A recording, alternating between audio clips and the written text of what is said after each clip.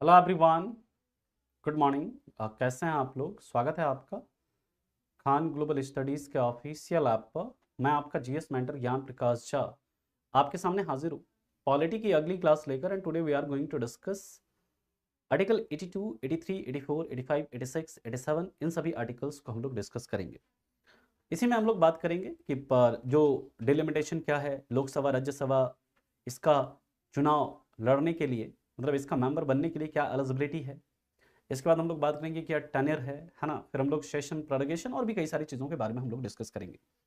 एक बार सभी बच्चे जुड़ जाएंगे and then we will start the session of today. फिर हम लोग आज के सेशन को स्टार्ट करते हैं और देखते हैं आज के इंपॉर्टेंट और महत्वपूर्ण कॉन्सेप्ट को। ओके, तो सभी लोग एक बार जुड़ जाएं एंड फिर हम लोग स्टार्ट करते हैं आज के सेशन को। तो लास्ट क्लास में हम लोगों ने आर्टिकल 81 तक देख लिया था। आर्टिकल 81 को हम लोगों ने कंक्लूड कर लिया था। ठीक है, आज हम लोग बात करते हैं आर्टिकल 82। आर्टिकल 82, आर्टिकल 82 क्या कहता है? ये कहता है readjustment readjustment readjustment of seat in Lok Sabha after it's census. Readjustment of seats in Lok Sabha after it's census, यानी हर जनगणना के बाद लोकसभा में सीटों का समायोजन, लोकसभा में सीटों का समायोजन, हर जनगणना के बाद लोकसभा में सीटों का समायोजन। आर्टिकल 80 कौन सा बात करता है? आर्टिकल 82। ठीक है, और याद रखिएगा इसके लिए क्या होता है, कैसे आखिर मान लीजिए ये जो हर सेंसस के बाद लोकसभा में सीटों का समायोजन कैसे होता है। ठीक ठीक है,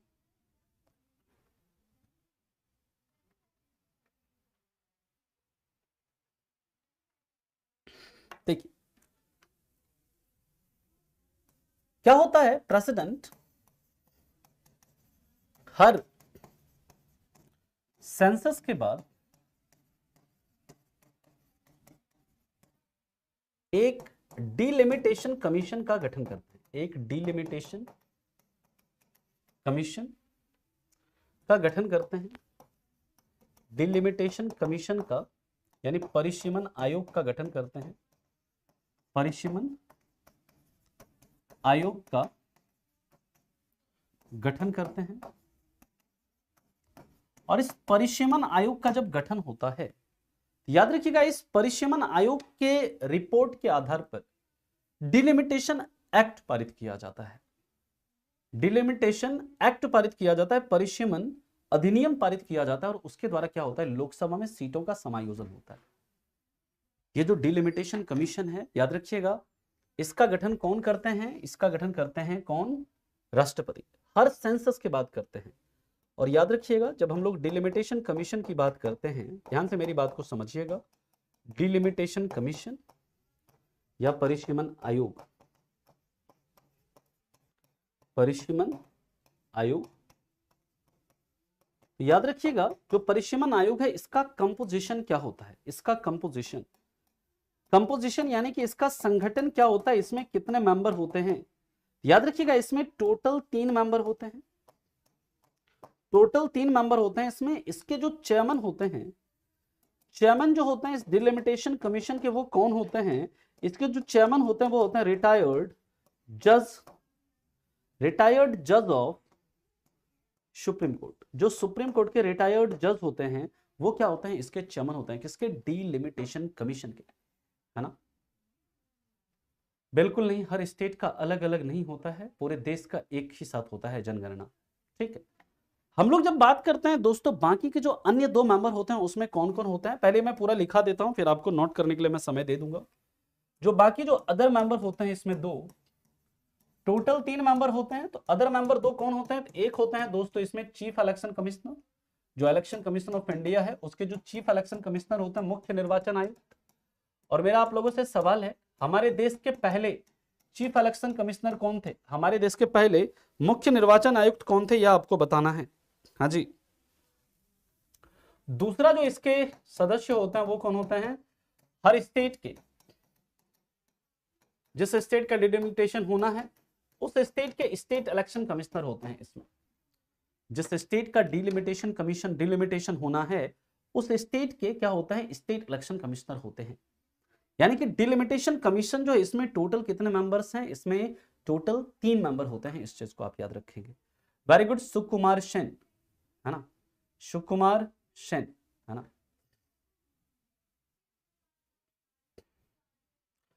ममता जे, I can understand your problem, है ना, बट मेरे मतलब there are some issues with me also, because मतलब there are some issues with me also. I am trying to write each and every point. I cannot write each and every point in English, but I can dictate it because it will consume more time. If I am going to write each and every point in Hindi and English both, then it will consume more time, and it will delay the duration of class. I mean to say कि it will take 2 to 3 hours to complete that topic which is covered in 1 hour.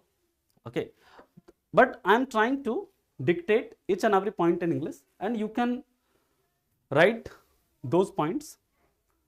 And if you find any problem anywhere, you can ask me.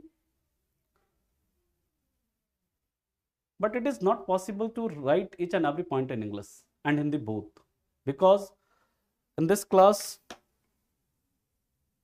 there are many students who is from Hindi medium and some students who are from English medium, and that's why I am covering everything in bilingual mode. Okay.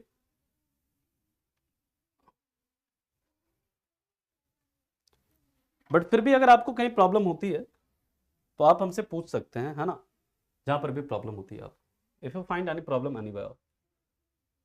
Next, what is function of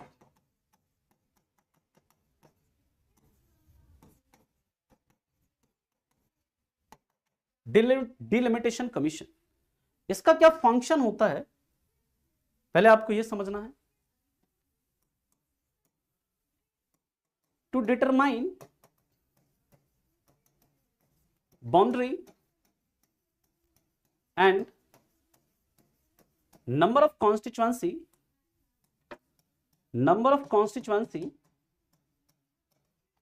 in a manner that every constituency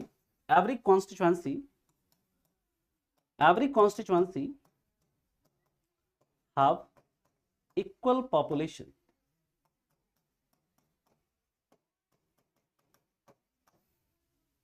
मतलब कि किसी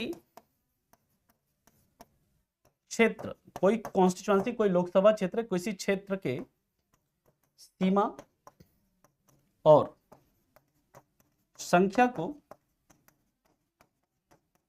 इस प्रकार निर्धारित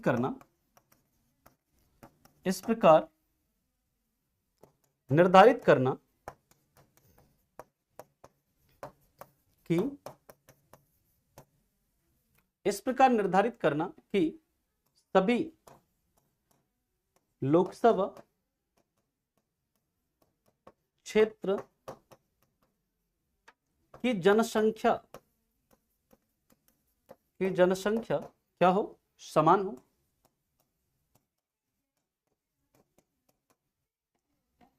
यानी कि देखिए,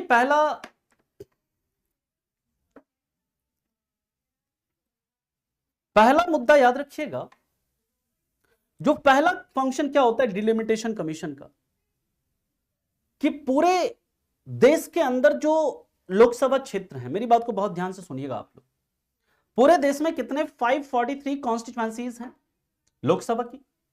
अब इन कॉन्स्टिट्यूएंसीज की मान लीजिए कि हर कॉन्स्टिट्यूएंसी में ऑन अप्रोक्स मान लीजिए कि 10-10 लाख क्या हैं? वोटर्स हैं, मान लेते हैं। हर कॉन्स्टिट्यूएंसी में क्या है, लगभग 10-10 लाख वोटर्स हैं। और मान लीजिए पूरे एलिजिबल वोटर्स कितना, 54 करोड़ मान लेते हैं अप्रोक्स। लेकिन अब मान लीजिए अगला सेंसस आता है, अगला सेंसस आया, अगले सेंसस का डाटा आया और पॉपुलेशन जो एलिजिबल वोटर्स हैं उसकी संख्या बढ़ के मान लीजिए हो जाती है कितनी, उसकी संख्या बढ़ के हो जाती है 75 करोड़ या 70 करोड़ या 80 करोड़। किसी लोकसभा क्षेत्र के अंदर पॉपुलेशन बढ़ेगा, किसी के अंदर घटेगा, किसी के अंदर ज्यादा बढ़ेगा, किसी के अंदर कम बढ़ेगा। इसमें क्या होगा फिर, ये जो डिलिमिटेशन कमीशन है वो क्या करेगी, सेंसस के बाद क्या करेगी, जो कॉन्स्टिट्यूएंसीज है उसकी बाउंड्री को इस प्रकार से निर्धारित करेगी, उसकी बाउंड्री को इस प्रकार से डिसाइड करेगी, उस प्रकार से डिटरमाइन करेगी कि हर कॉन्स्टिट्यूएंसी के अंदर जो पॉपुलेशन हो वो क्या हो, इक्वल हो, सबसे पहला। ठीक, यानी कि याद रखिएगा, जैसे मान लेते हैं कि ये 2 लोकसभा क्षेत्र है, मान लीजिए पहले इसका भी पॉपुलेशन कितना था, 6 लाख, और इसका भी पॉपुलेशन था मान लीजिए 6 लाख। लेकिन नए सेंसस का डाटा आया, नए सेंसस का डाटा आया और देखा क्या जाता है कि जो इसका पॉपुलेशन मान लेते हैं कि 7 लाख हो गया, ठीक, और इसका पॉपुलेशन कितना हो गया, 9 लाख हो गया। समझिए, इसका पॉपुलेशन कितना हो गया, 7 लाख, इसका पॉपुलेशन कितना हो गया, 9 लाख हो गया। ये क्या, अब यहां पर क्या इस कॉन्स्टिट्यूएंसी के अंदर क्या इक्वल पॉपुलेशन है, नहीं। तो डिलिमिटेशन कमीशन क्या करेगा, डिलिमिटेशन कमीशन क्या करेगा, ये जो कॉन्स्टिट्यूएंसी है इस कॉन्स्टिट्यूएंसी के कुछ हिस्से को काट करके इस कॉन्स्टिट्यूएंसी में मिला देगा, ताकि जो नया फिर से वो बने, इसके अंदर जो ये कॉन्स्टिट्यूएंसी है इसमें भी 8 लाख पॉपुलेशन हो और ये जो कॉन्स्टिट्यूएंसी है इसमें भी क्या हो, 8 लाख पॉपुलेशन हो। ये काम होता है एक्चुअली में किसका, ये काम होता है डिलिमिटेशन कमीशन का। सबसे जो पहला काम है कि पूरे देश के अंदर कॉन्स्टिट्यूएंसीज की बाउंड्री और कॉन्स्टिट्यूएंसीज के नंबर को इस प्रकार से डिसाइड करें, इस प्रकार से निर्धारित करें कि हर कॉन्स्टिट्यूएंसी में जो पॉपुलेशन हो वो क्या हो, इक्वल। ये बात समझ में आ गई, किसी को कोई दिक्कत, कोई परेशानी ना। सेकंड क्या फंक्शन होता है इसका, what is the second function of delimitation commission, to reserve SC ST के लिए। इसका जो दूसरा काम होता है ये क्या करना, एससी एसटी के लिए सीट को रिजर्व करना। कल आपको बताया था, to reserve seat for SC ST, to reserve seat for SC and ST, to reserve seat for SC and ST. कल आपको बताया था आर्टिकल 330 ऑफ आवर कॉन्स्टिट्यूशन, हमारे संविधान का आर्टिकल 330 क्या कहता है कि रिजर्वेशन ऑफ एससी एसटी इन लोकसभा, लोकसभा के लिए कितनी सीटें हैं, लोकसभा में एससी के लिए कितनी, 84 सीटें हैं। राज्यसभा में कितनी सीटें, लोकसभा में एसटी के लिए कितनी सीटें हैं, एसटी के लिए लोकसभा में कितनी सीटें आरक्षित है, 47। क्या राज्यसभा में भी एससी एसटी के लिए सीटों का रिजर्वेशन है, तो याद रखिएगा नहीं, लोकसभा राज्यसभा में एससी एसटी के लिए रिजर्वेशन का कोई भी प्रावधान नहीं है, इस चीज को भी आप याद रखेंगे। There is no any provision for reservation in Rajya Sabha for SC and ST. मैं फंक्शन की बात फिर से कर रहा हूं, फंक्शन का मतलब क्या होता है आपको मैंने बताया, जैसे ये बाउंड्रीज है, ये क्या है, कॉन्स्टिट्यूएंसी है। पहले डिलिमिटेशन हुआ और क्या दिया गया, ये 6 लाख 6 लाख इस दोनों का पॉपुलेशन और ये 2 कॉन्स्टिट्यूएंसीज हैं। लेकिन जब नए सेंसस का डाटा आया देखा गया कि इसका पॉपुलेशन बढ़ के 7 लाख हो गया, इसका पॉपुलेशन बढ़ के 9 लाख हो गया। अब यहां पर इक्वल पॉपुलेशन तो है नहीं, तो डिलिमिटेशन कमीशन क्या करेगा, इस कॉन्स्टिट्यूएंसी को कुछ हिस्से को काट करके ये इस कॉन्स्टिट्यूएंसी में मिला देगा ताकि पॉपुलेशन इक्वल हो जाए दोनों का। फिर से पहला काम ये है, और दूसरा काम यह है कि कौन सी सीट एससी और एसटी के लिए रिजर्व रहेगी, इसका भी निर्धारण किसके द्वारा किया जाता है, इसका भी निर्धारण डिलिमिटेशन कमीशन के द्वारा किया जाता है। इस चीज को आप याद रखेंगे। नहीं, स्टेट के अंदर ही कर सकते हैं ये सब, है ना सौरभ खैर जी। अगर एक स्टेट के अंदर सीटों की संख्या घटाएंगे, किसी स्टेट के अंदर सीटों की संख्या बढ़ाएंगे, तो इसके लिए आपको फिर संविधान में संशोधन करने की जरूरत होगी, है ना। ये आप ऐसे नहीं कर सकते, इसके लिए आपको संविधान में संशोधन करना पड़ेगा। ठीक है सौरभ, ये बात समझ में आ गई सभी को, किसी को यहां तक कोई दिक्कत कोई परेशानी है तो बताइए, फिर हम लोग इसके आगे चलते हैं, अगले पॉइंट पर बात करते हैं। हाँ जी,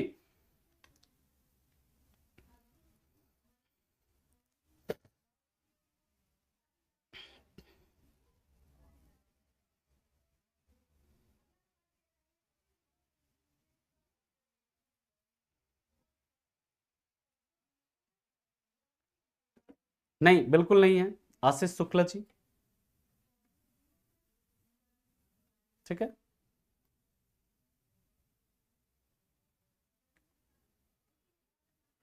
यहां तक किसी को कोई दिक्कत, कोई परेशानी?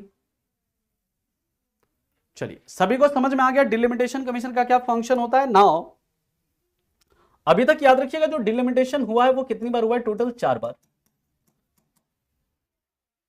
4 बार ही अभी तक कुल डिलिमिटेशन हुआ है। कब कब याद रखिएगा? पहला 1952 में, दूसरा 1963 में, तीसरा 1972 में, और चौथा 2002 में, है ना। अभी तक 4 बार ही डिलिमिटेशन हुआ है, याद रखिएगा। और नोट में याद रखिएगा, नोट में ये पॉइंट लिख लीजिएगा, ये 2002 है, नोट में लिख लीजिएगा डिलिमिटेशन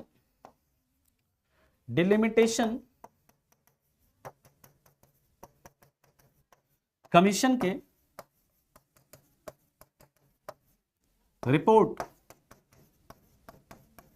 को किसी कोर्ट में क्वेश्चन नहीं कर सकते।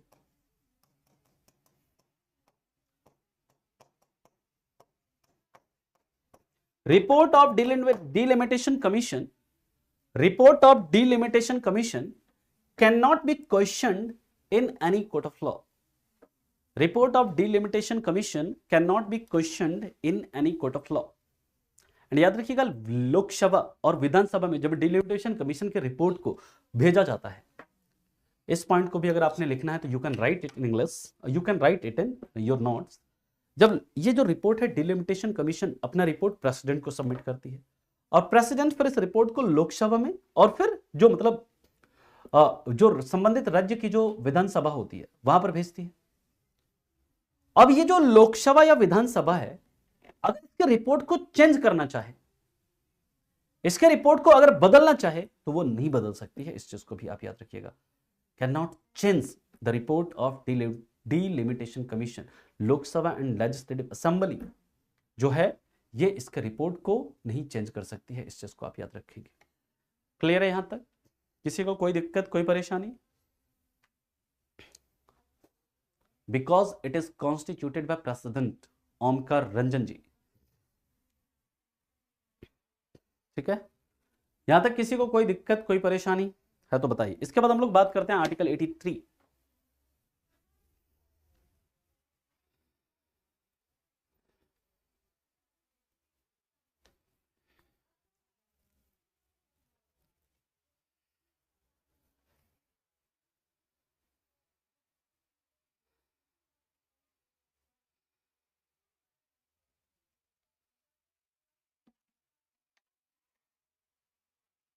Is it clear to everyone?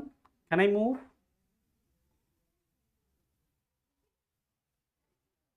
सभी को समझ में आ गया?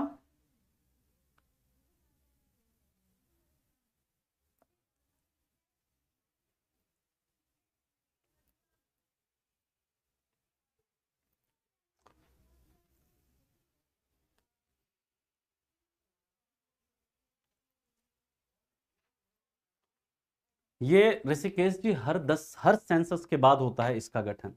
और अभी तक कुल कितनी बार होता है? कुल कितनी बार? 4 बार अभी तक हुआ है ये, है ना। क्लियर है? कुल कितनी बार? 4 बार अभी तक इसका डिलिमिटेशन कमीशन का गठन हुआ है। कुल कितनी बार? 4 बार। आ गया समझ में ऋषिकेश? कल होगी क्लास आपकी, टाइमिंग शायद देख लेते हैं कब हो सकता है ना। टाइमिंग का एक बार देख लेंगे, है ना। राज्यसभा के मेंबर्स की देखिए, राज्यसभा के मेंबर्स की कॉन्स्टिट्यूएंसी स्टेट होती है ना शिव। उसका जैसे मान लीजिए कि यूपी है, यूपी के अंदर मान लेते हैं 31 राज्यसभा की सीटें हैं, तो जितने भी मेंबर्स राज्यसभा में यूपी से चुनकर आएंगे, वो यूपी उनके लिए पूरा यूपी ही कॉन्स्टिट्यूएंसी है। उसके लिए कोई ऐसा नहीं है कि जैसे लोकसभा के लिए क्षेत्र होता है ना, वाराणसी है, प्रयागराज है, लखनऊ है ना, या फिर और भी। उसी तरह राज्यसभा के लिए ऐसा कोई कॉन्स्टिट्यूएंसी नहीं होता। राज्यसभा में पूरा स्टेट जो है वही कॉन्स्टिट्यूएंसी के रूप में काम करता है, ठीक है। आ गया समझ में? रोहन ये फिर तुम इरेलीवेंट क्वेश्चन पूछ रहे हो। 243 ZD, इसमें डिस्ट्रिक्ट प्लानिंग कमीशन की बात करेंगे, डिस्ट्रिक्ट प्लानिंग कमेटी की बात करेंगे, लेकिन हम लोग लोकल गवर्नमेंट में पढ़ेंगे। अभी तुम्हारे दिमाग में कहां से आया ये? अभी हम लोकल गवर्नमेंट पढ़ रहे हैं नहीं ना, तो कहां से क्वेश्चन आ गया ये तुम्हारे दिमाग में अभी? अब अगला कब होगा? जब ये सेंसस के डाटा, इस सेंसस का डाटा जब आ जाता है, उस सेंसस के डाटा के आने के बाद अगला डिलिमिटेशन होगा। ठीक है, कॉन्स्टिट्यूशन में कई सारी चीजें लिखी गई है विशाल जी, है ना, लेकिन हर बार जो है उसका वो नहीं होता है। ठीक है, जरूरत नहीं पड़ी करने की, इसलिए नहीं किया गया। ठीक है, तो रोहन अभी जब हम आएंगे आर्टिकल 243 ZD में बताया डिस्ट्रिक्ट प्लानिंग कमीशन है, जब वहां पर हम आएंगे तो उसके बारे में बात करेंगे, पूरे डिटेल में बात करेंगे क्या क्या कहां पर है। ठीक है, चलिए नेक्स्ट पॉइंट पर चलते हैं हम लोग। इसके बाद आर्टिकल 83 ये बात करता है term of Lok Sabha and Rajya Sabha. Term of Lok Sabha and Rajya Sabha यानी कि लोकसभा और राज्यसभा का कार्यकाल। देखिए अब यहां पर जो पॉइंट्स मैं लिख रहा हूं इसे आप लोग लिखते चलेंगे। टर्म ऑफ, सबसे पहला लिख लीजिएगा, Lok Sabha is a temporary house, यानी लोकसभा क्या है? एक अस्थायी सदन है, यानी कि एक टेम्पररी हाउस है। And term of Lok Sabha is 5 year, यानी जो लोकसभा का कार्यकाल होता है वो कितना होता है? 5 साल का होता है। एंड याद रखिएगा, but term of Lok Sabha can be extended, term of Lok Sabha can be extended by 1 year at a time when term of Lok Sabha can be extended by 1 year at a time during national emergency, यानी कि राष्ट्रीय आपात के दौरान लोकसभा का जो term है उसे क्या किया जा सकता है? राष्ट्रीय आपात के दौरान जो लोकसभा का टर्म है उसे एक बार में 1 साल के लिए क्या किया जा सकता है? बढ़ाया जा सकता है। एक बार में 1 साल के लिए बढ़ा सकते हैं। ठीक है, याद रखिएगा 42वां संविधान संशोधन होता है। 42वां संविधान संशोधन, इंदिरा गांधी क्या करती है? टर्म ऑफ लोकसभा को 5 साल से बढ़ा करके 6 साल कर देती है। यदि now term of Lok Sabha is not 5 year, term of Lok Sabha is 6 year. But 44वां संविधान संशोधन कहता है नहीं, टर्म ऑफ लोकसभा 5 साल ही रहेगा, 6 साल नहीं। ठीक है, और याद रखिएगा Lok Sabha is constituted in every 5 year by president, यानी कि जो लोकसभा जो कॉन्स्टिट्यूट होगा, लोकसभा का जो गठन होता है वो हर 5 साल में किसके द्वारा होता है? राष्ट्रपति के द्वारा होता है। लेकिन ऐसा कोई जरूरी नहीं है कि लोकसभा का टर्म जो है 5 साल फिक्स नहीं है। Lok Sabha can be dissolved earlier. अगर मान लीजिए रूलिंग पार्टी है, उसने अपनी मेजॉरिटी खो दी और कोई भी अगली पार्टी सरकार नहीं बना पाए, कोई भी पार्टी सरकार नहीं बना पाए, तो लोकसभा को डिसॉल्व किया जा सकता है, प्रीमैच्योरली डिसॉल्व हो सकता है। ठीक है, याद रखिएगा यहां पर लोकसभा को हर 5 साल में, यह हमारा संविधान क्या था कि हर 5 साल में लोकसभा को गठित करेगा कौन? राष्ट्रपति। लेकिन ये अगर पहले डिसॉल्व हो जाती है तो पहले भी गठित हो सकता है ये। ठीक है, लोकसभा का टर्म 5 ईयर है, लेकिन ये फिक्स्ड नहीं है, ये पहले भी डिसॉल्व हो सकता है। लेकिन सवाल उठता है डिसॉल्व करेगा कौन? याद रखिएगा Lok Sabha can be dissolved by president in every 5 year on advice of prime minister, यानी कि लोकसभा जो है उसको राष्ट्रपति क्या कर सकते हैं? डिसॉल्व कर सकते हैं। किसके सिफारिश पर? प्रधानमंत्री के सिफारिश पर, है ना। और अगर प्रधानमंत्री चाहे तो 5 साल के पहले भी डिसॉल्व करने के लिए कह सकता है राष्ट्रपति को, है ना। मान लीजिए वर्तमान में मोदी जी, ये अगर चाहते पिछले साल ही लोकसभा को डिसॉल्व कर दिया जाए, वो लोकसभा को डिसॉल्व करने के लिए कह सकते थे। इंदिरा गांधी ने ऐसा किया था एक बार, है ना, कि लोकसभा को पहले ही डिसॉल्व करने के लिए कह दिया। कहा कि क्यों, देखा कि इस समय जो चुनाव, अगर इस समय चुनाव लड़ा जाए तो हम बहुत अच्छे तरीके से जीत जाएंगे, इसलिए उन्होंने कहा कि लोकसभा को प्री मैच्योरली डिसॉल्व करवा दिया और फिर से चुनाव करवा दिया, है ना। चलिए अब हम लोग बात करते हैं दोस्तों, पहले आप इतना लिखिए फिर इसके आगे चलते हैं। यहां तक किसी को कोई दिक्कत, कोई परेशानी, कोई समस्या है तो बताइएगा।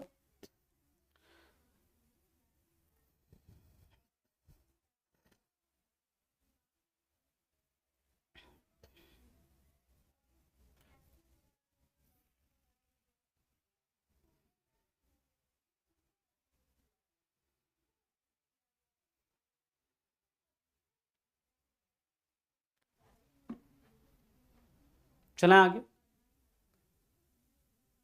हो जाएगा राजवीर, मैंने कल भी बताया था कि फर्स्ट वीक ऑफ अप्रैल में हम लोग कर लेंगे, कोशिश है कि मार्च एंड तक कर लें, लेकिन फर्स्ट वीक ऑफ अप्रैल में तक मैक्सिमम जाएगा, अगर जाएगा तो।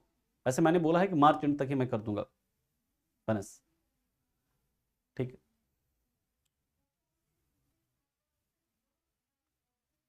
चलिए नेक्स्ट हम लोग बात करते हैं term of member of Lok Sabha. Term of member of Lok Sabha is 5 year, यानी कि लोकसभा के मेंबर का जो टर्म होता है वो कितना होता है, 5 साल होता है। इसके बाद याद रखिएगा Rajya Sabha is a permanent house. Rajya Sabha जो है ये आपका क्या है, अस्थाई सदन है, परमानेंट हाउस है, ठीक है। Rajya Sabha is not subject two dissolution. Rajya Sabha is not subject two dissolution, यानी राज्यसभा जो है एक परमानेंट हाउस है, एक अस्थाई सदन है, और राज्यसभा जो होता है याद रखिएगा इसे डिसॉल्व नहीं किया जा सकता है।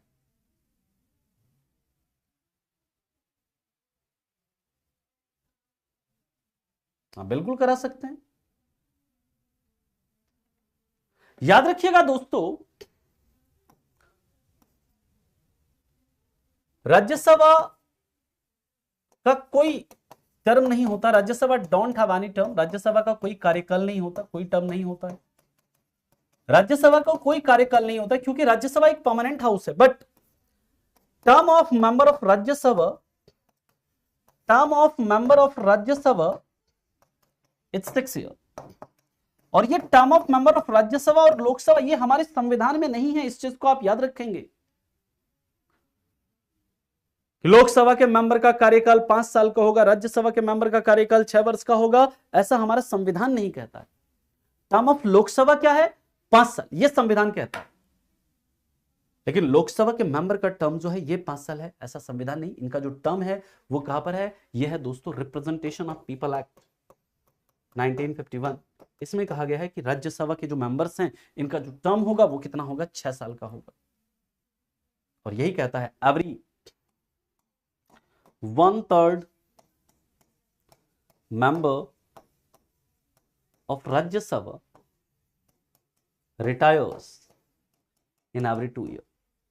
भाई अब इसका नेचर हमें परमानेंट रखना है ना, इन एवरी 2 ईयर, यानी अब राज्यसभा जो है उसे परमानेंट हाउस है ये, तो राज्यसभा का कभी खाली नहीं हो सकता, ये कभी डिसॉल्व नहीं हो सकता। इसलिए क्या किया गया, ऐसा नियम बनाया गया राज्यसभा में कि हर समय राज्यसभा कंटिन्यू रहे, इसलिए बनाया गया नियम कि हर 2 साल में इसकी 1/3 सीटें खाली होगी और 1/3 सीटों पर चुनाव होगा हर 2 साल में, ताकि राज्यसभा का जो परमानेंट नेचर है वो बना रहे। ठीक है, जैसे मान लीजिए कि अभी 2024 चल रहा है, मान लीजिए कि इस बार अगर मान लेते हैं, जो कुछ मान लेते हैं कि 1/3 सीट, कितना मान लेते हैं कि 81 है, 82 है मान लीजिए, अगर इस बार 82 सीट पर चुनाव होता है तो ये कंटिन्यू कब तक करेंगे, 2030 तक। फिर 2030 में इनके लिए सीटें खाली होगी, 2024 में फिर जो 82 सीट है इसके लिए वो चुनाव होगा, फिर 2026 में ये 82 सीट है इसके लिए चुनाव होगा, और ये फिर इनका कार्यकाल इसी तरह 2024 वाले का 2032 में पूरा होगा, इसी तरह 2024 वाले का 2030 में, 2026 वाले का कब हो जाएगा, ये 2026 होगा ना, है ना, और ये 2028 होगा, है ना, 2026 वाले का 2032 में, इसी तरह 2028 वाले का 2034 में, ताकि इसका जो परमानेंट नेचर है वो परमानेंट नेचर इसका बना रहे। इसलिए क्या होता है, इसकी जो 1/3 सीट हैं वो हर 2 साल में क्या हो जाते हैं, खाली हो जाते हैं। क्लियर है?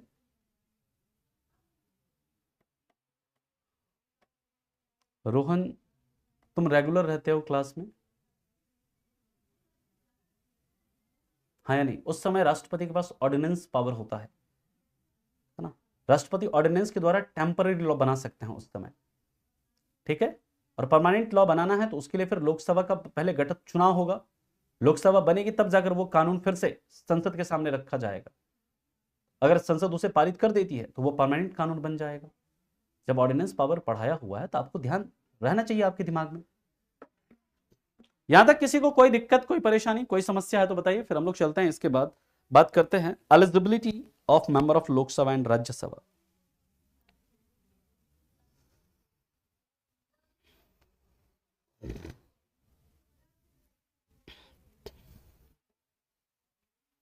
चला आगे। हाँ, जो मेंबर अपना टर्म पूरा कर लेते हैं वही मेंबर रिटायर होते हैं। अब देखिए यहां पर कुछ चीजें और भी याद रखनी है ना sir. 42nd 44th constitutional amendment constitution में चेंज हुआ तो क्या उसका कोई स्पेशल नेम है क्या? मतलब मैं सवाल ही नहीं समझ रहा हूं अमित, तुम्हारा सवाल क्या है?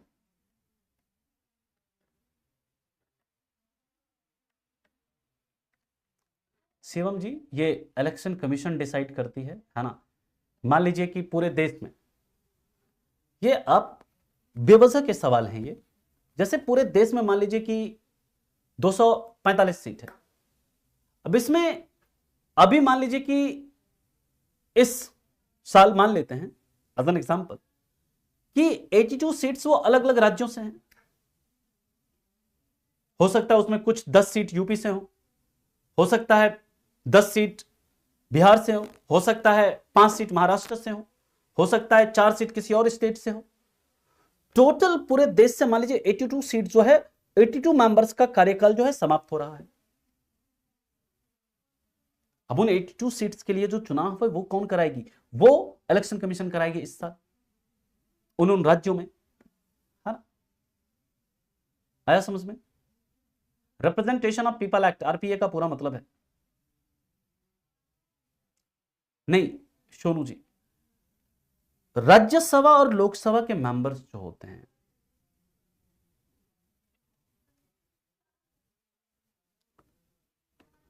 राज्यसभा और लोकसभा के जो मेंबर्स होते हैं, देखिए इनकी सीट पहले भी खाली हो सकती है। मेरी बात को बहुत ध्यान से सुनिएगा, इस पॉइंट को, ये जो पॉइंट मैं आपको बता रहा हूं।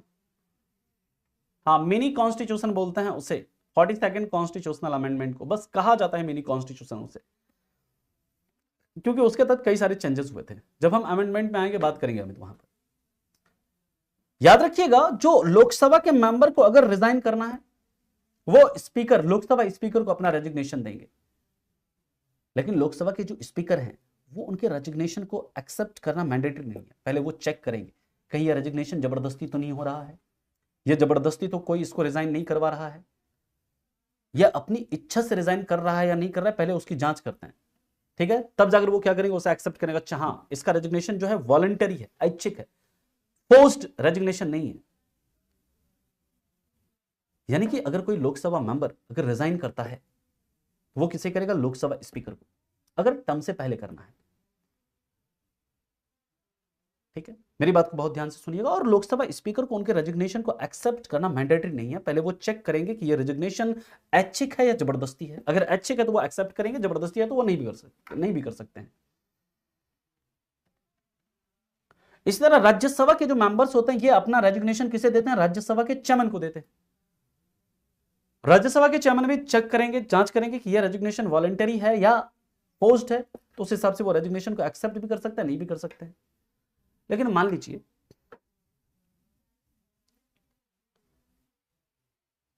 कि जैसे किसी भी कारण से लोकसभा या राज्यसभा में सीट खाली हो गई ड्यू टू डेथ, किसी मेंबर का डेथ हो गया, मान लीजिए लोकसभा के किसी मेंबर का या राज्यसभा के किसी मेंबर का डेथ हो गया, या रिजाइन कर दिया इन्होंने, या किसी को डिस्क्वालीफाई कर दिया गया। अलग अलग ग्राउंड है, डिस्क्वालीफाई भी हो सकते हैं, तो इसके कारण क्या होती है, सीट खाली हो जाती है। मान लीजिए लोकसभा में 10-15 सीट ऐसी खाली हो गई, या राज्यसभा में भी ऐसे 10-15 सीट खाली हो गई, तो इसके लिए क्या होता है, इस यहां पर मध्यावधि चुनाव होता है ना। वहां पर क्या होता है आपका, मतलब बाय इलेक्शन होता है, और फिर से उसमें जो मेंबर्स चुनकर आते हैं। मान लीजिए लोकसभा की कोई सीट खाली हो गई है, वहां के मेंबर्स थे, वो 5 मेंबर्स ऐसे थे जिनको, मतलब कि टोटल मान लीजिए कि कुछ मेंबर्स ऐसे थे जिनका डेथ हो गया, या मान लीजिए 10 मेंबर ऐसे थे उनको डिस्क्वालीफाई कर दिया। मान लीजिए 10 मेंबर्स ऐसे थे जिन्होंने क्या कर, 10 मेंबर्स को डिस्क्वालीफाई कर दिया कि ये 10 सीट क्या हो गई, खाली हो गई। उन्होंने अपना मान लीजिए कि 2 साल का कार्यकाल पूरा किया था, तो वहां पर जो नए 10 सदस्य,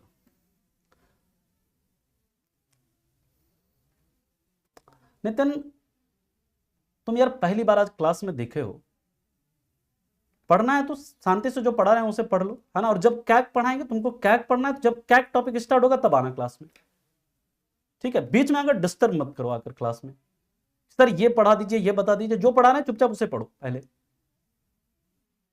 पता नहीं कहां से आ जाते, पहली बार आज तुम क्लास में हमें दिखे हो, और आने के साथ तुमको कैग ही पढ़ना है, तो भाई आप देख लीजिएगा स्केड्यूल में, जिस दिन कैग लिखा होगा उस दिन आप आइएगा क्लास में, रिक्वेस्ट है आपसे। अगर आपको कैग पढ़ना है तो मैं यहां पर अभी कैग नहीं पढ़ाने वाला हूं, क्योंकि विनय जी हरियाणा के जो सीएम है उनसे रिजाइन करवाया गया, क्योंकि उनको करनाल लोकसभा सीट से चुनाव लड़ने के लिए दिया गया है। और अगर आप लोकसभा सीट से चुनाव लड़ते हैं तो आपको किसी ऑफिस ऑफ, मतलब किसी आप, मतलब एमएलए के पोस्ट पर नहीं हो सकते हैं, इसलिए मतलब किसी भी ऑफिस ऑफ प्रॉफिट पे नहीं हो सकते हैं, है ना। तो इसलिए चूंकि उनको करनाल लोकसभा सीट से उनको बीजेपी ने एज ए कैंडिडेट उतारा है और उनको सेंटर में भेजना है ना, इसलिए उन्होंने रिजाइन उनसे करवाया गया। चलिए हम लोग बात करते हैं, कहां पर थे हम लोग। हाँ, अगर मान लीजिए वही जो 10 सीट जो खाली हुई है, अब उस सीट पर जो नए मेंबर्स चुनकर आएंगे, तो वो क्या पूरे 5 साल के टर्म के लिए चुनकर आएंगे या रिमाइंडर ऑफ टर्म के लिए चुनकर आएंगे। याद रखिएगा, लोकसभा हो चाहे राज्यसभा हो, अगर किसी कारण से बीच में सीट खाली होती है और बीच में अगर चुनाव होता है, तो जो मेंबर्स वहां पर चुनकर आते हैं वो सिर्फ और सिर्फ रिमाइंडर ऑफ टर्म, यानी कि बचे हुए टर्म के लिए चुनकर आते हैं। इस चीज को आप याद रखेंगे। ये बात समझ में आ गई सभी को। अब हम लोग बात करते हैं, अगले पॉइंट पर चलते हैं कि एक है राज्यसभा का चुनाव कैसे होता है, उसके ऊपर अभी हम बात करेंगे, लेकिन पहले हम लोग बात कर लेते हैं व्हाट इज एलिजिबिलिटी, आर्टिकल 84। फिर हम लोग बात करेंगे कैसे राज्यसभा का चुनाव कैसे होता है, उसकी हम लोग बात करेंगे।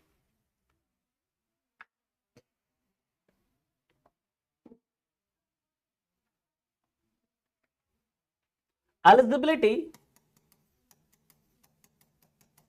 To become member of Lok Sabha and Rajya Sabha, eligibility to become member of Lok Sabha and Rajya Sabha. देखिए सबसे पहले हम लोग लोकसभा के लिए बात कर लेते हैं, फिर हम लोग इधर राज्यसभा के लिए बात कर लेंगे, है ना। तो सबसे पहला आपका सिटीजन ऑफ इंडिया होना चाहिए, ये चीज यहां पर भी है, भारत का नागरिक होना चाहिए। और यहां पर बाय बर्थ भारत का नागरिक होना जरूरी नहीं, बस भारत का नागरिक होना जरूरी है, जन्म से भारत का नागरिक होना जरूरी नहीं है। दूसरा, age should be 25 year, age should be 25 year, और यहां पर जो एज शुड बी 30 ईयर। तीसरा, registered as a voter in any constituency, in any constituency of Lok Sabha, किसी भी लोकसभा के कॉन्स्टिट्यूएंसी में आज वोटर रजिस्टर होना चाहिए, registered as a voter in any constituency,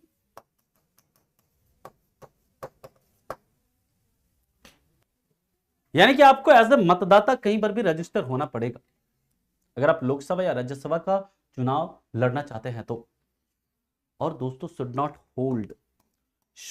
hold any office of profit, should not hold any office of profit, यानी किसी लाभ के पद पर आपको नहीं होना चाहिए। Should not hold any office of profit यानी किसी लाभ के पद पर नहीं होना चाहिए। सेम यहां पर भी ये चीज लागू होती है, should not hold any office of profit.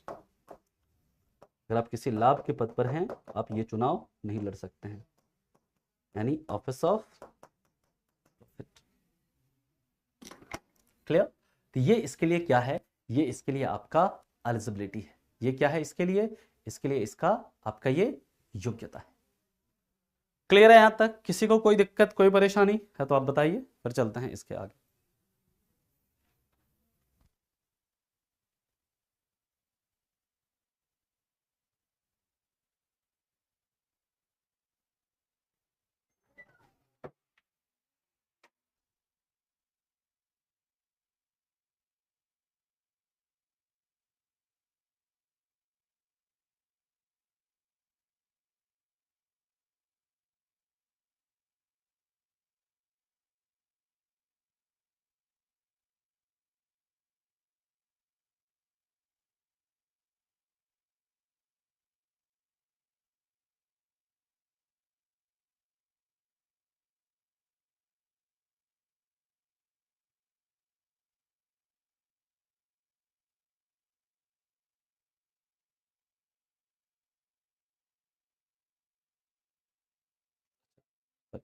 किसी लोकसभा के क्षेत्र में मतदाता के रूप में पंजीकृत होना चाहिए।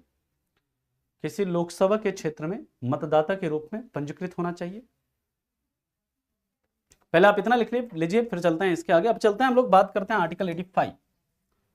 अच्छा, पहले राज्यसभा का चुनाव कैसे होता है देखिए। राज्यसभा का चुनाव कैसे होता है समझना है। राज्यसभा का जो चुनाव होता है याद रखिएगा, वो होता है कैसे। सबसे पहले याद रखिएगा इनडायरेक्ट इलेक्शन के द्वारा होता है। और यहां पर जो मेथड यूज होता है पीआरएसटीवी मेथड यूज होता है। पीआरएसटीवी मेथड यानी प्रोपोर्शनल रिप्रेजेंटेशन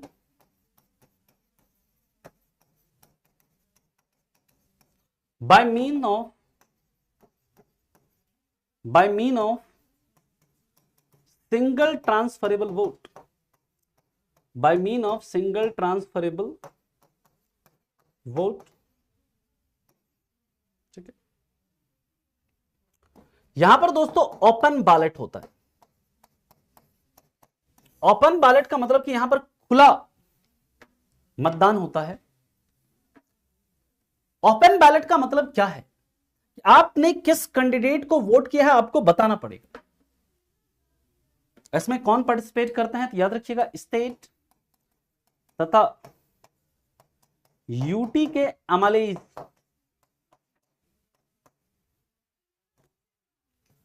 चुनाव में हिस्सा लेते हैं। स्टेट और यूटी के जो एमएलए हैं वो क्या करते हैं, चुनाव में हिस्सा लेते हैं। अब ये एक्चुअली में कैसे चुने जाते हैं इसके बारे में बात करते हैं। और यहां पर अगर आप अपने पार्टी के व्हिप का उल्लंघन करते हैं, मान लीजिए कि बीजेपी या कोई भी पार्टी, कांग्रेस, उसने कहा कि आप इस चुनाव में हमारे कैंडिडेट के लिए वोट करेंगे, आप इस चुनाव में हमारे प्रत्याशी के लिए मत देंगे, और अगर आप उसके प्रत्याशी को नहीं बल्कि किसी और पार्टी के प्रत्याशी को वोट देते हैं तो यहां पर एंटी डिफेक्शन लॉ लागू होता है। जैसा मैंने आपको बताया था कि प्रेसिडेंट और वाइस प्रेसिडेंट का अगर इलेक्शन हो रहा है उसमें अगर वहां पर क्या होता है, सीक्रेट बैलेट होता है। वहां पर अगर अपने पार्टी के निर्देशों के खिलाफ किसी अन्य कैंडिडेट को भी वोट करते हैं तो पता नहीं चलना है, किसी को भी पता नहीं चलना है ना। यानी कि वहां पर एंटी डिफेक्शन लॉ लागू नहीं होगा, लेकिन यहां पर आप किस प्रत्याशी को, किस कैंडिडेट को वोट कर रहे हैं यह आपको बताना होता है, क्योंकि यहां पर ओपन बैलेट होता है।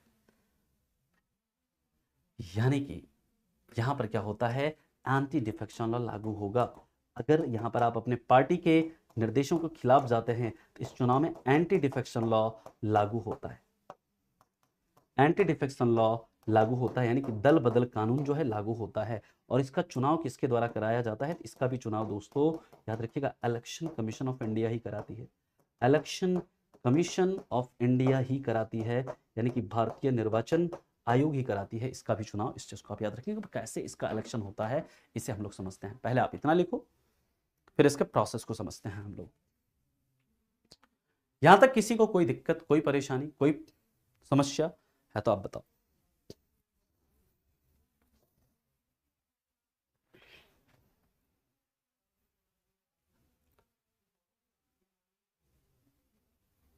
भाई अपनी मर्जी से कैसे वोट देंगे? जब मैंने बोला कि यहां पर आपको पार्टी के व्हिप का पालन करना पड़ेगा, यानी कि अगर आप बीजेपी के एमएलए हैं तो आपको बीजेपी कैंडिडेट को वोट करना पड़ेगा। बीजेपी ऐसा निर्देश दे सकती है। अगर आप कांग्रेस से एमएलए हैं तो कांग्रेस ये निर्देश दे सकती है कि आप इस पार्टी के कैंडिडेट को ही वोट करेंगे। अगर आप उनका पालन नहीं करते तो आपके खिलाफ दल बदल कानून लग सकता है ना। डॉट डॉट डॉट जी, आप अपना पहले नाम लिख लीजिए, है ना, जो भी नाम है आपका। क्लियर? यहां तक किसी को कोई दिक्कत, कोई परेशानी है तो बताइए, फिर हम लोग चलते हैं इसके आगे, अगले पॉइंट पर मूव करते हैं। अपनी मर्जी से वोट यहां पर नहीं दे सकते हैं क्योंकि यहां पर ओपन बैलेट है ना। आपको पार्टी के निर्देशों के साथ ही वोट देना है। नहीं देंगे तो आपको एमएलए जो है, एमएलए का पद भी आपसे छीन लिया जाएगा, है ना। बिल्कुल, यहां पर क्वालिफिकेशन मैंने किसका लिखा है कमल? ये जो एलिजिबिलिटी मैंने किसकी लिखी है, एजुकेशनल क्वालिफिकेशन नहीं है कोई, लेकिन ये एलिजिबिलिटी जो है, ये एलिजिबिलिटी लिखी गई है, ये एलिजिबिलिटी आपके पास होनी चाहिए। ठीक है, चलें आगे। अब देखिए राज्यसभा का जो चुनाव होता है कैसे होता है, ध्यान से मेरी बात को सुनिए। जैसे मान लेते हैं यहां पर जो सीट कैसे मिलती है, इसके लिए एक फॉर्मूला होता है, total number of MLA divided by total number of seat +1 ये इसको निकालने का फॉर्मूला है। इस फॉर्मूले को याद रखिएगा। देखिए जैसे मेरी बात को बहुत ध्यान से सुनिएगा। जैसे मान लीजिए दिल्ली का हम लोग एग्जांपल लेते हैं। दिल्ली में मान लीजिए कि टोटल विधानसभा सीट कितनी है, 70, ठीक, और टोटल राज्यसभा की सीट कितनी है, 3। मेरी बात को बहुत ध्यान से सुनना। नहीं, ईवीएम मशीन से वोटिंग नहीं होती है वहां पर। ईवीएम का यूज सिर्फ और सिर्फ कहां पर होता है? ईवीएम का यूज सिर्फ और सिर्फ याद रखिएगा डायरेक्ट इलेक्शन में होता है, ना कि इनडायरेक्ट इलेक्शन में। ठीक,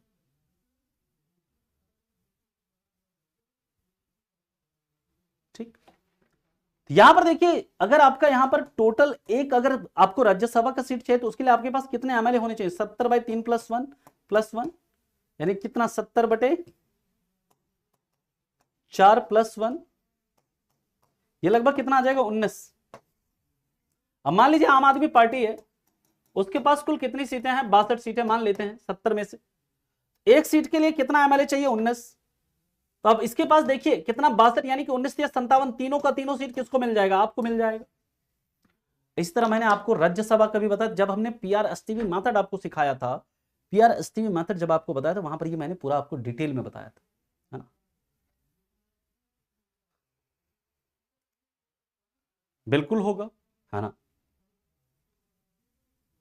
लीडर नीतीश जी अगर वो जाते हैं आरजेडी से बीजेपी में तो बिल्कुल उनके ऊपर होगा, लागू होना चाहिए। ठीक है, यहां तक किसी को कोई दिक्कत है, कोई परेशानी है तो आप बता सकते हैं। इसके बाद हम लोग बात करेंगे article 85।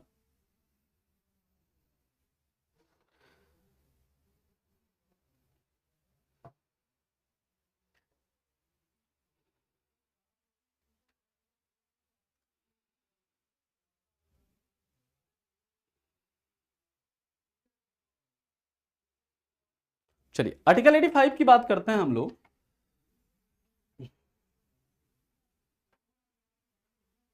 Article 85 session prorogation and dissolution of house of parliament, dissolution of house of parliament, Hindi में लिख लीजिएगा संसद के सदन का सत्र, संसद के सदन का सत्र, सत्रावसान और विघटन। संसद के सदन का शत्र, शत्रावसान और विघटन। याद रखिएगा, president can summon, president can summon, president can summon session of parliament, president can summon session of parliament on advice of prime minister. यानी कि राष्ट्रपति प्रधानमंत्री की सलाह पर, राष्ट्रपति प्रधानमंत्री की सलाह पर संसद के सत्र को बुला सकते हैं। पहला पॉइंट यह कहता है। दूसरा, देयर शुड बी मिनिमम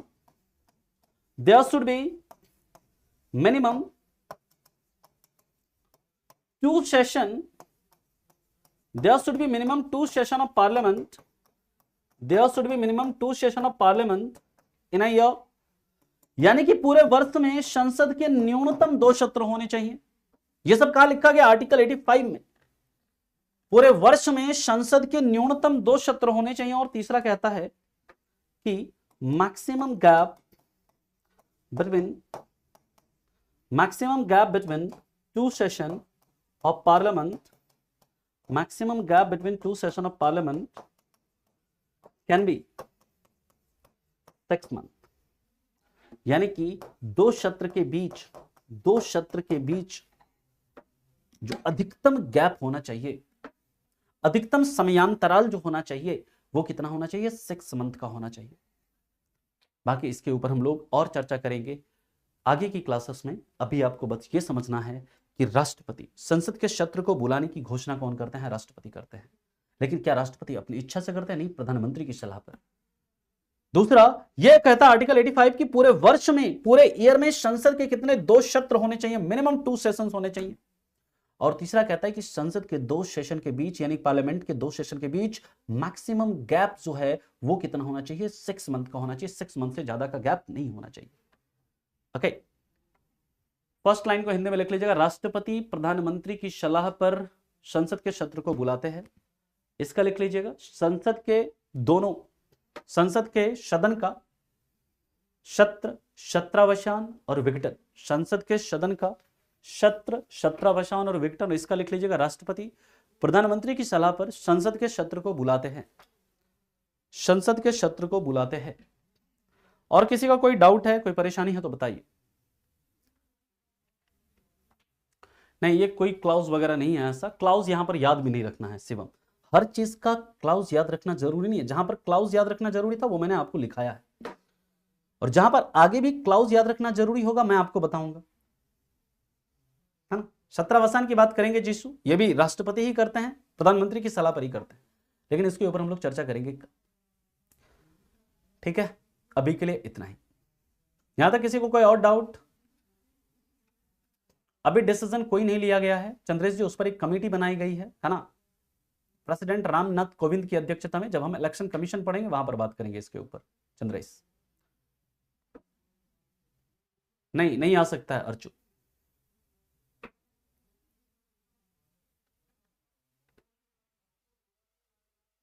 ठीक है, और किसी का कोई दिक्कत?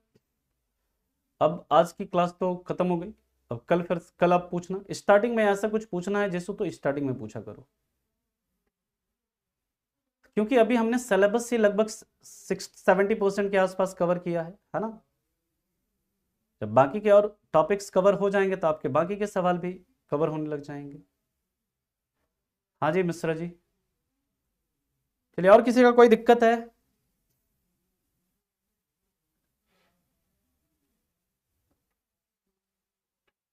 हो सकता है साथ में जो गवर्नमेंट डिसाइड करेगी ना, ये मैं कैसे बता सकता हूं सौरभ, बताओ? ये तो सरकार निर्धारित करेगी। और भी क्लासेस है Chandresh, it is not possible to increase duration of the class, है ना, संभव नहीं। हाँ, बट मैं कोशिश करूंगा कि संडे वगैरह को एक्स्ट्रा क्लास लूँ, और मैं कोशिश करता हूँ इस संडे को देखते हैं एक्स्ट्रा क्लास मैं लेता हूँ, यानी बताऊंगा आपको कल। चलिए, तो मिलते हैं आपसे फिर अगली क्लास में, कल की क्लास में। तब तक के लिए आप लोगों का धन्यवाद। Thank you so much. Bye-bye. Take care and have a good day. Thank you.